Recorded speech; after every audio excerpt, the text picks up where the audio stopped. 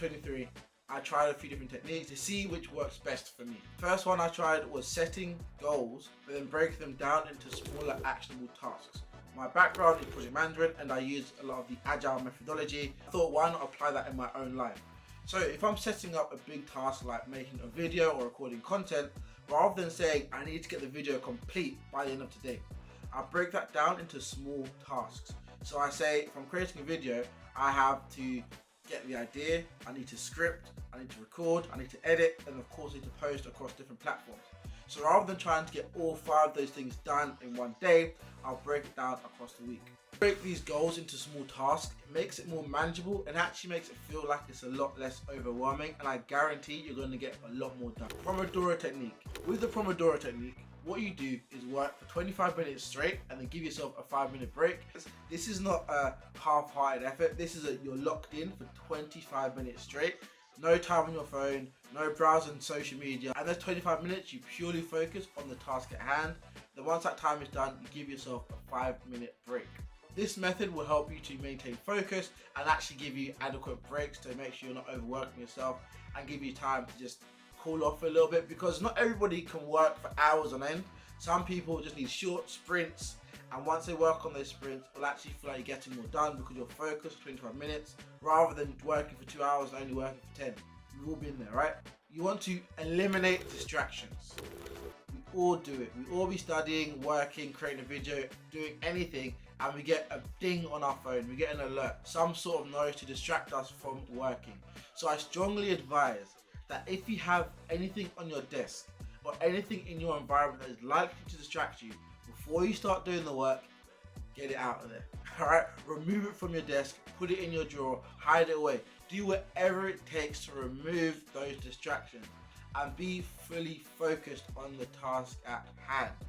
I have my good friend that I live with. He bought me a sign for my door, an easy slider where I can put it from do not disturb to please not. We both like to interact with each other and bounce ideas from each other. However, we both like to lock in and focus on work. And us having these signs on our doors saying we're locked in is a way of removing distractions. So if you know you live with your friends or family or whatever, just having signs like that to avoid any sort of distraction will make a massive difference. Another distraction might be your environment as a whole. Me personally, my desk has stuff all over it, but I'm not proud to say it, but I can work like that. Other people cannot work like this. They need a clean environment on that task to make sure there's nothing in their environment to distract them. So if you know you're that kind of person, before you get started with work, make sure your environment is tidy. Make sure your desk is clean. Make sure your room is not going to distract you, and there's stuff all over the place. Remove those distractions. If you want to get started with work at, let's say, 10 AM, wake up a bit earlier and say between the times of 8 and 9, I'm going to be cleaning and make sure my environment is ready to go. Or even the night before, remove everything, make sure everything is good to go. Because trust me, that will help you a lot. Set deadlines. A key part of Agile is getting the MVP as soon as possible. Minimum viable product. And in the world of Agile, it's pretty much the simplest version of whatever you're working on that can be released to your users. If my goal was to create a video on how cameras work, my MVP would be a talking head video that hasn't got any cut. Yes, the video is done. It might not be exactly what I want, but I've achieved my objective.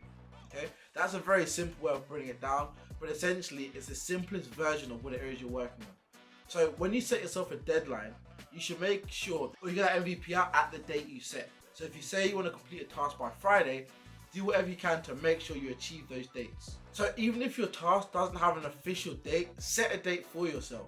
So this way you can prioritize it and ensure it actually gets done. Because if you can see here, alright, what I have right here, ignore, see this is all the mess I was talking about. I can work like this, so it's fine. But what I have here is my Kanban board, again, adopting my agile mindset. It's all the tasks I need to do for the next few weeks. So I can see them all at a high level, but they've all been broken down to smaller tasks. So I know exactly what I'm going to be working on at during quotes of the week. If you want, I can do a full video breakdown on how that's done. Those are a few techniques that I've tried in the last year that really helped to boost my productivity and allow me to get a lot more tasks done. So why not give it a try? Let me know what you think. Leave a comment down below. If you have any other techniques, feel free to drop them down below, and I'm keen to read all of them.